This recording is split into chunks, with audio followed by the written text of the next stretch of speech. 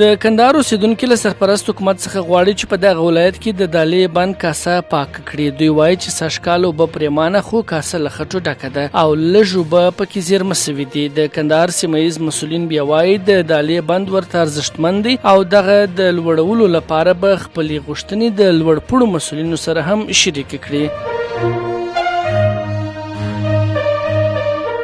د اوبو انرژي سرپرست وزیر د جوزجان د کوشتفې او د درزاب ولسوالیو له شمیر قومي مشرانو سره په کتنه کې په دغه ولایت کې د اوبو انرژي پروژې د پلي کېدو په اړه خبرې کړې دي. د اوبو انرژي وزارت د معلوماتو له مخې په دې کتنه کې قومي مشرانو خپلې ستونزې او وړاندیزونه د اوبو انرژي وزارت له سرپرست سره شریک کړي دي او په یادو ولسوالیو کې د اوبو او انرژي پروژو د پلي کولو غوښتنه کړې ده.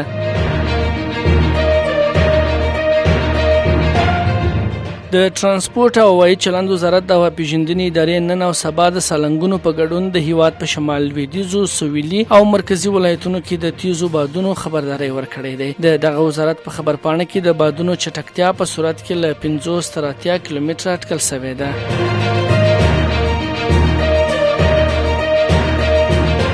د کابل یو شمېر اوسیدونکي په بازارونو کې د زړو پیسو له ډېرېدو شکایت لري. دوی د افغانستان بانک له مسؤلینو غواړي چې د هیواد له بازارونو زړې پیسې ټولې او پر ځای نوي پیسې وویشي. د افغانستان بانک مسؤلینو بیا ویلي چې د هیواد له بازارونو د زړو افغانیو د راټولولو بهیر روان دی.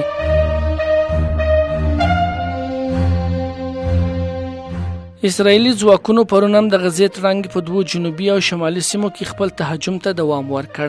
په همدې حال کې د فلسطینیانو روغتیایي چارواکي وایي چې په رفح ښار کې د ټانګونو په تازه ډزو لږ تر لږه 11 کسان وژل سوي دي. ځایي اوسیدونکي او د حماس ډلې رسنۍ وایي د اسرائیلي ټانګونو د رفح ښار په شاکوش سیمه کې د خپل مخکې تګ ته دوام ورکړ او په زرګونه بې ځایه سوي کسان یې اړ کړل چې له کمپونو ووځي یا د شمال پر لوري کډه سي یا هم نږدې ښار خان یونس ته ځانونه ورسوي. د اسرائیلو پوځ لا د دغو څرګندونو په باب عکس العمل نه دی ښودلی.